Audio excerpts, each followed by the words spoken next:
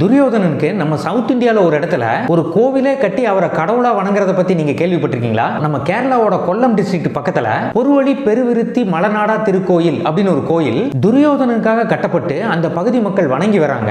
பாண்டவர்கள் அந்நியாதவாசத்தில் இருக்கும்போது தேடி வந்த துரியோதனன் இந்த பகுதிக்கு வந்ததாகவும் அப்ப அவருக்கு தாகம் எடுத்ததாகவும் அங்கிருந்த ஒரு பொண்ணு கிட்ட அவர் தண்ணி கேட்டிருக்காரு.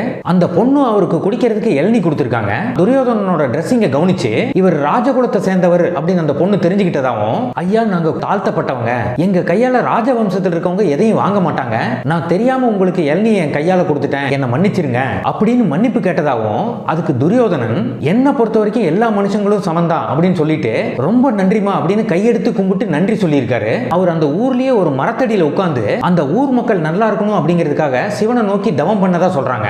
இதனால அளவில்லாத சந்தோஷம் அடைஞ்ச மக்கள் இன்னைக்கும் அவர் உட்கார்ந்து தவம் செஞ்ச இடத்தை சுத்தி ஒரு கோயிலையே கட்டி இன்னைக்கும் கடவுளா வணங்குறதா சொல்றாங்க.